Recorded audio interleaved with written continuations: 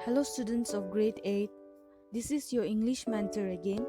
In this unit, we will look at what conflict is in a range of prose, poetry and drama text and consider propaganda and satire. So let us first make ourselves clear with the meaning of conflict. Now, a conflict is a clash or disagreement, often violent, between two or more opposing groups or individuals. Now, what causes conflict? Conflicts are not inevitable. They can be avoided. We can avoid conflict if we understand what causes conflict, and it can be avoided in the future. The main causes of conflicts are because of poor communication, lack of compromise, needs not met, prejudice, intolerance, self-interest, ignorance, desire for power, lack of empathy, and making assumptions. Let us now look into resolving a conflict. In any decision-making process, there is potential for conflict to develop. People may find it difficult to work together because they have different values and interests, or because their personalities and attitudes are not compatible. Conflicts that is not properly handled can have a negative effect on council activities. It can reduce productivity and affect the moral and confidence of the members or the people. However, well-managed conflicts can help to clarify issues. It can create new opportunities for discussions and strengthen relationships among members. Here is a helpful list of resolving a conflict. Acknowledge that there is a problem, emphasize the ground rules, look for areas of agreement, affirm the value of different opinions, listen to everyone's point of view, define the conflict early, create solutions, and choose a solution. Next is diary extract. Have you all heard of the famous book by a little Jewish girl called Anne Frank? The book was an adaptation made out of the teenage diseased girl diary that was later published by her only surviving family member, her father. But why did she write a diary entry in the first place? In fact, why does anyone write a diary at all? Well, the answer is simple, that is to express oneself. Let us learn about diary extract. Maintaining a diary is generally a very good habit. Moreover, one can always check facts, looking back, remember events, find an outlet, and effectively document one's life by maintaining a diary. Also, some people even name their diaries and address them like an imaginary friend. A personal journal is a private possession. In other words, this diary usually is just for you and it's not for public reading, so one can write liberally. Now, a diary is a journal organized by dates where you express your thoughts, feelings, opinions and plans. So be as candid as you can, because this journal is your safe place. If you don't know where to start, then start by writing about your day, about yourself, and so on. Now let's look into the tips of how to write a diary extract.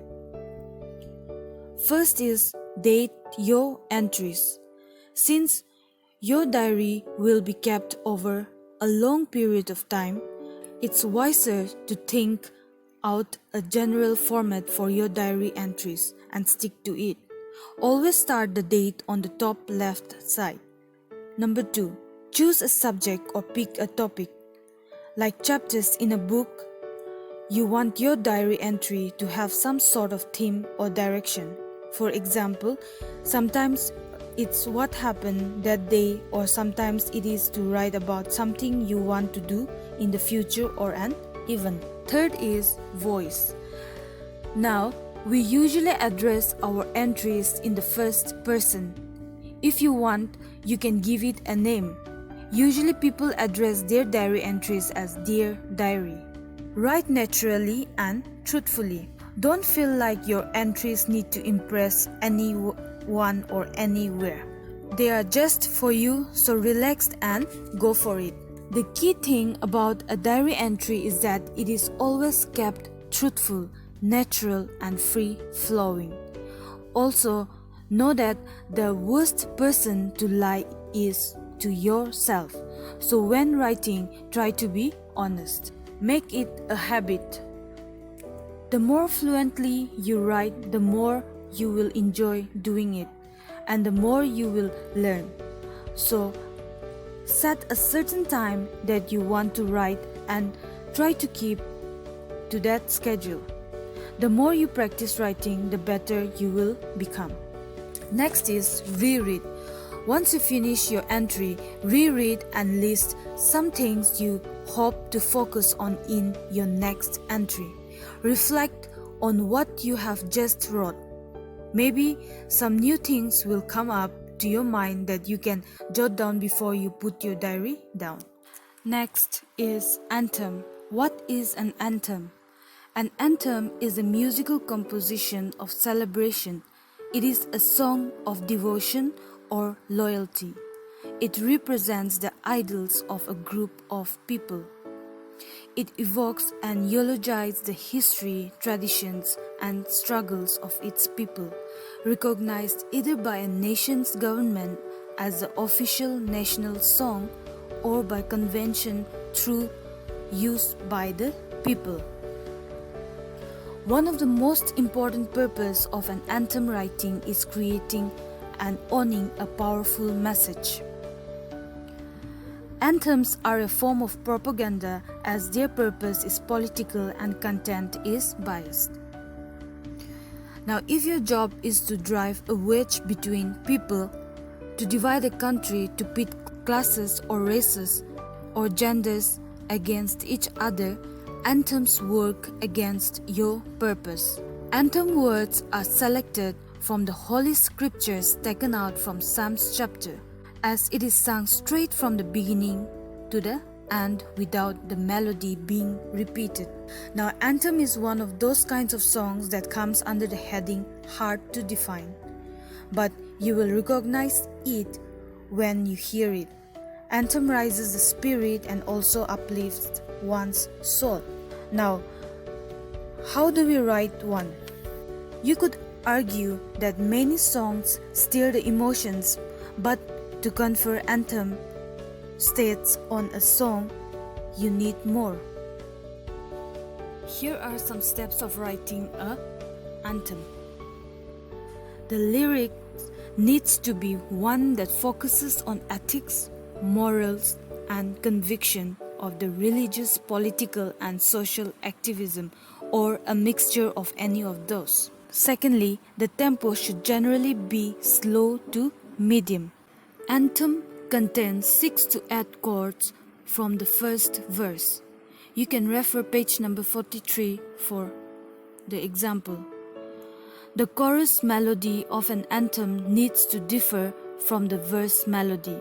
This allows the chorus to stand as a definitive anthem melody. In other words, the verse prepares the audience for the rousing chorus. The chorus melody needs a definite high point. This high point should be near the end of the chorus. Next is the energy, which means the vocal range, the loudness, etc. needs to be built. Now, what is protest song? Protest songs are usually written to be part of a movement for cultural or political change and to galvanize that movement by drawing people together and inspiring them to take action or reflect. Protest songs can come from any type of music. Some of the protest songs are Goodnight, Irene by Lead Belly, Ode to Joy by Ludwig van, and We Shall Overcome and Eyes on the Prize. Now, these protest songs were aimed at attracting people to the movement and promoting group solidarity and commitment. Now, how do we write a protest song? Protest songs gives a musical movement a soundtrack. It helps you connect with your society by engaging with what you want to change, whether it be the minds of the people who disagree with ideals or the complacency of those who agree to it. Not all music that attempts to bring about social change necessarily does so, of course, but the mere fact that protest songs exist and that they are often suppressed by the institution that are being protested demonstrates that they can. Now, how do we write a protest song? First is research your topic, a lyric that can be defined, a strong passion for certain social or political view. Second is be direct in the title. This is another instance where being as direct as possible is best. You want people to find your song, so use the main lyric from your chorus as the title. The two very effective points about titles are: a title should be the target area that everything else in the song aims at. Second is, it should be able to develop as the song progresses, so that it gains more impact as we gain more information. Third is direct in the chorus. Chorus should be something that people singing as they march. Chorus is the main part of the song that keeps coming back with the same lyrics and music after each verse. Fourth is write into a metaphor. Songs that are based on an abstract or written as a parable are more powerful and illustrative. For example, listen to the song Blowing in the Wind by Bob Dylan. Next is propaganda. It is one of the most biased form of argument. It is designed to serve the purpose of the writer as an instrument of persuasion within a conflict situation. Let us now look into the devices used in this kind of persuasive writing. First is assume the reader is on the same side as the writer. Second is appeal to emotions of anger and pride. Third is keep the claims very simple to grasp, misleading or deleting facts. Fifth is telling half-truths. Sixth point is using indirect words when referring to something unpleasant or embarrassing ideas. Calling the other side's bad names. Using abstract positive words for the cause one supports. The ninth point is repeating keywords and ideas. 10th is using simple syntax, that is, arrangement of words or phrases.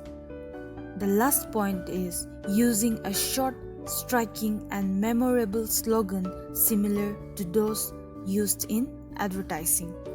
Now, as we look into the text, we see that there's two anthems. Text 4b is the former and the old national anthem of Nigeria, used between 1960 and 1978. And text 4c is the current national anthem of Nigeria. The old anthem was indicative of whom and what we truly are. It speaks of brotherhood in diversity, of truth and justice, of service to our dear motherland. The music and lyrics is a pleasant melody that points to the clear blue skies. It also contains 6 chords for each verse. This anthem can be heard in Nigeria as a form of protest against the government. This old national anthem is believed to be better in content and musical accuracy. Whereas in the second anthem, the lyrics are a combination of words and phrases taken from 5 of the best entries in a national contest. Though it has 2 verses, usually only the first is sung on some occasions, while the second verse is recited as the national prayer. The first verse is being a call to duty, and the second verse a prayer for divine guidance. The anthem is a reflection of an ideal Nigeria that is a noble, honest and peaceful, an ideal which has not yet fulfilled its way through oil industry.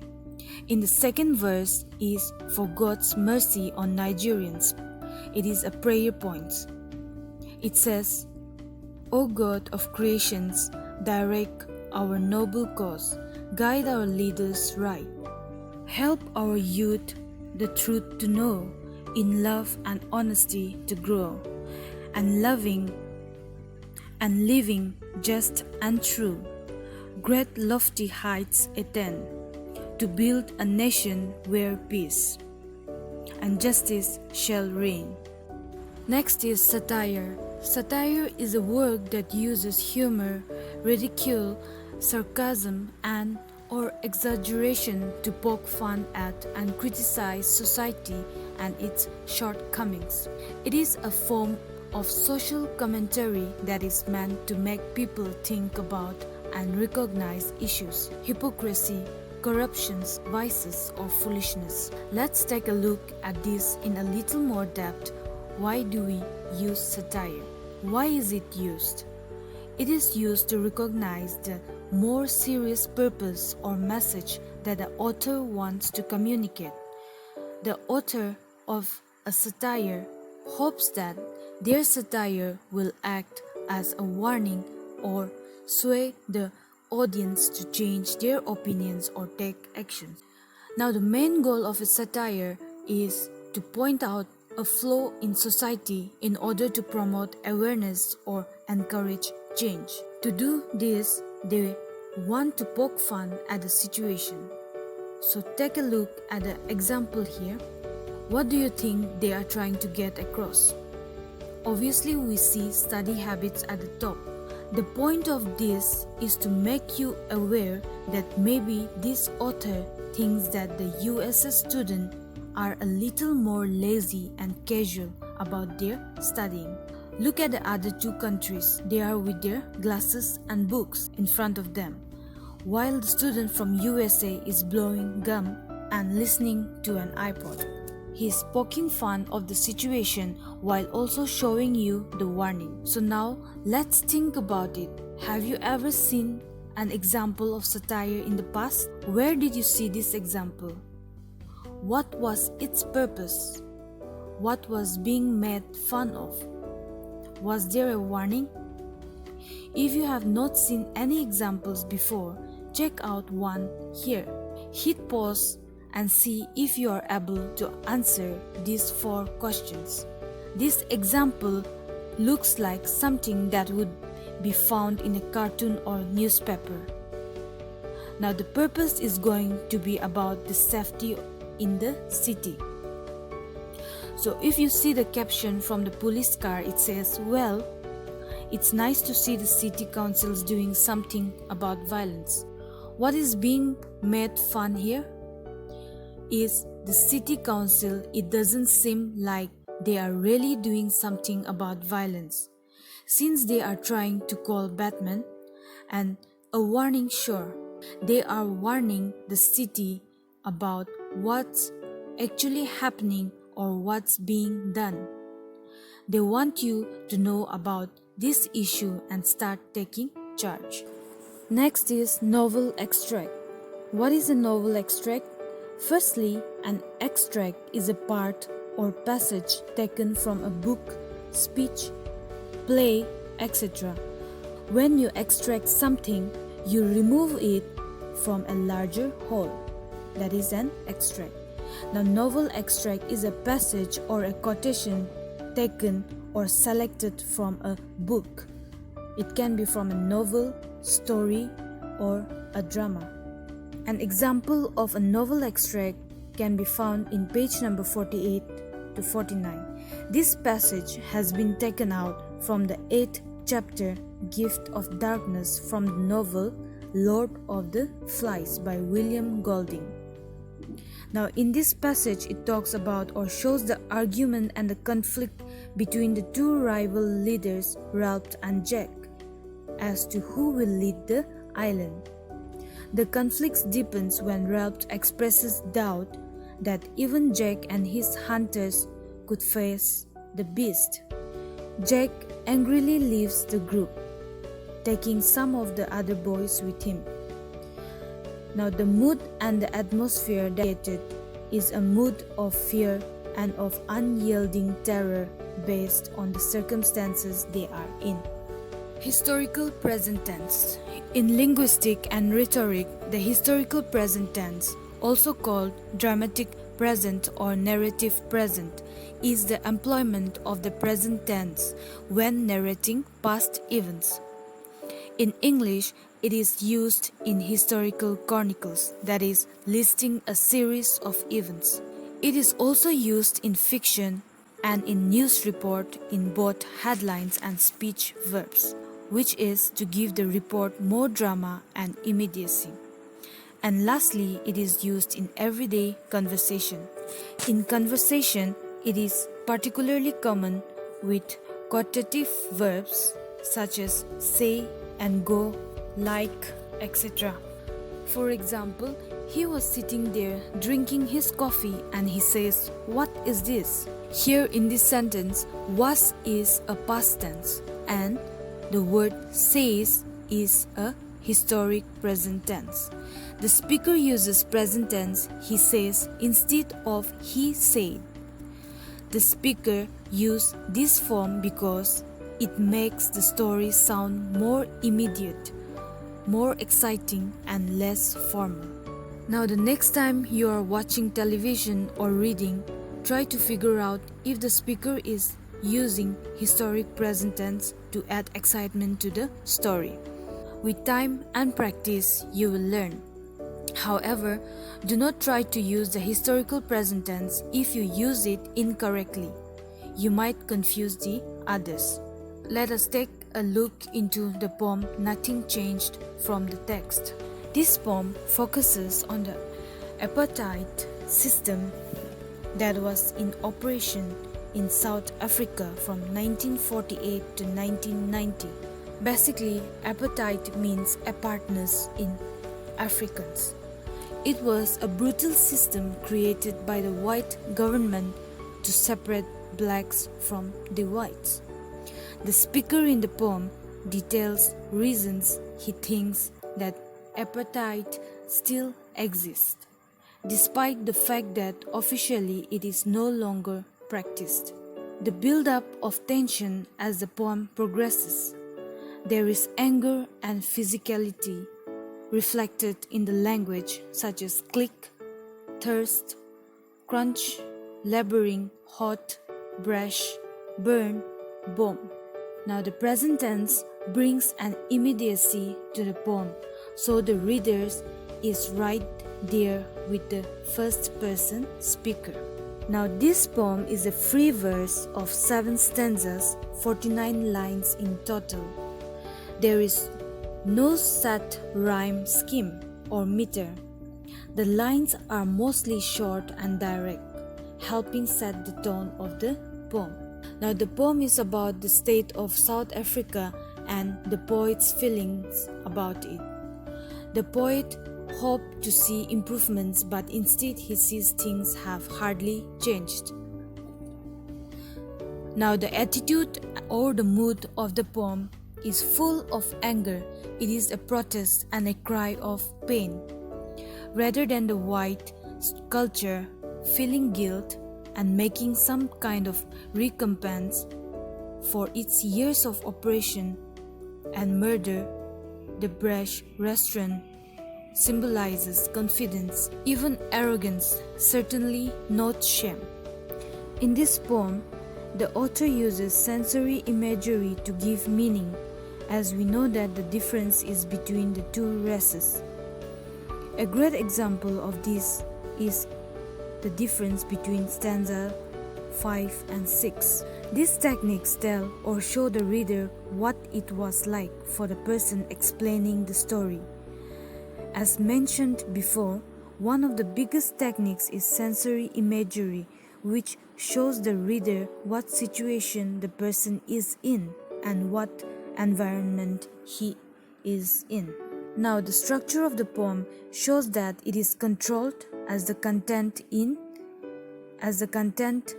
it is very clear rather than just ragging words. The language is in present tense using words like laboring and turning.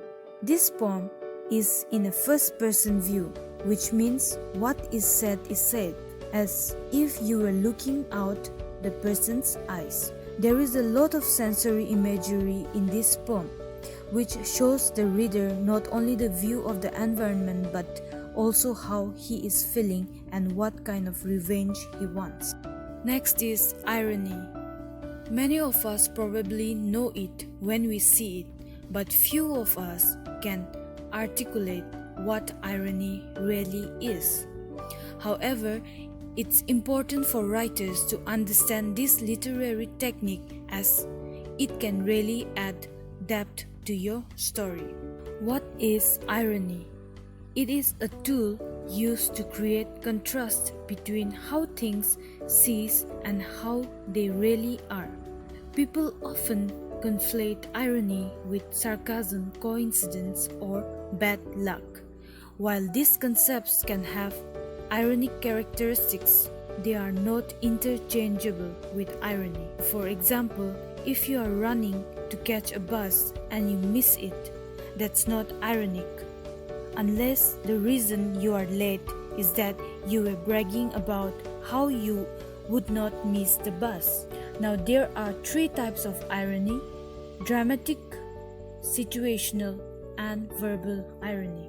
Now we will get into the major types of irony as well as their various stages and examples of how they can be used. First is dramatic irony, which is Shakespeare's favorite. Dramatic irony is when something is understood by the audience but not by one or more characters in the play. For example, let's look into the short video for more understanding.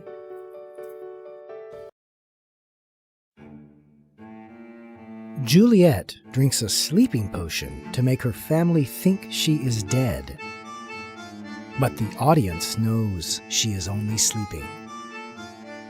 Unfortunately, Romeo doesn't know the truth. The audience wants to tell Romeo what they know, but they cannot. In despair, Romeo chooses to kill himself. The audience knows the truth that Romeo does not know, and this makes his decision still more tragic. This is dramatic irony. Dramatic irony happens when readers know what the characters in the story do not know. What is the dramatic irony in this scene? Next we have situational irony. It is when actions have the opposite effect from those intended and when the outcome is unexpected, undesired, or undeserved. Situational irony is also known as the irony of events. For more details, let us look into the short video.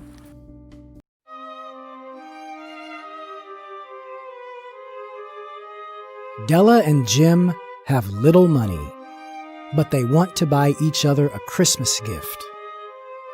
Each one, though, has a prized possession. Della has beautiful long hair, and Jim has a magnificent gold watch. Della decides to give Jim a gold chain for his watch. But where will she find the money for such an expensive gift?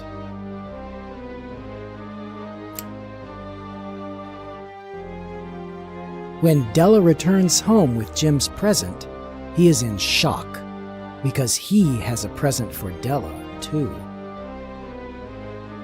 How did Jim find the money for such an expensive gift?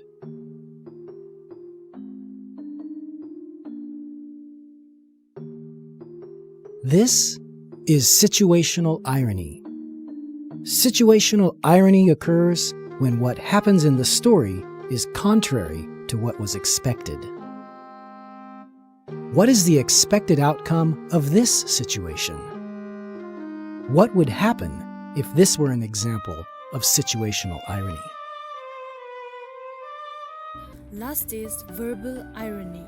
The major type of irony is verbal irony, in which the intended meaning of a statement is the opposite of what is said. For better understanding, let us look at the short video. Great weather we're having! Awesome job! You're a tremendous athlete. Compliments, right? Well, maybe. Depending on the attitude and tone of voice behind these lines, they very well may be compliments. They may also be, though, pointed and attacking lines. This slight change of attitude behind the lines reveals what we call verbal irony. So when someone says, "Great weather we're having," it is quite possible that person really means that. If the sun is shining, the birds are singing, and the wind is calm. But if the weather is horrible, the clouds are looming, and the wind is a raging tempest, and someone says, "Great weather we're having," he probably doesn't actually mean that. He probably means that the weather is horrible, but he has said the opposite. This is verbal irony, when the speaker says the opposite of what he means. I know what you're thinking. Isn't this sarcasm? Isn't the speaker being sarcastic? Yes. When a speaker says the opposite of what he means, that is verbal irony. When the speaker then goes the step farther to mean the opposite of what he says and seeks to be a little pointed and mean, like he's making fun of something, then you have sarcasm. Take the second example. Awesome job. Someone accomplishing his lifelong dream? Awesome. Someone winning a sports championship? Awesome. Someone rear-ends another car? Not awesome. So when the passenger says, "Awesome job," they probably mean the opposite with a hint of poking fun. That is verbal irony, and that is sarcastic. You're a talented athlete. Said to an Olympian? Authentic. No verbal irony present. Said to the klutzy kid tripping into English class and spilling his books and pencil case all over the room? Now that's just harsh and verbally ironic, because what you said is not what you meant. That is verbal irony. You have said the opposite of what you mean. Additionally, since you have the intention of mocking this poor person, you have been not only verbally ironic, but sarcastic as well. Beware, though. While all sarcasm fits the definition of verbal irony, not all verbal irony is sarcastic. Verbal irony is where what is meant is the opposite of what is said, while sarcasm adds that little punch of attitude. There are times, though, where another layer of meaning can be present without that sarcastic tone. All right, now go out there and find those examples of verbal irony and sarcasm. Good luck.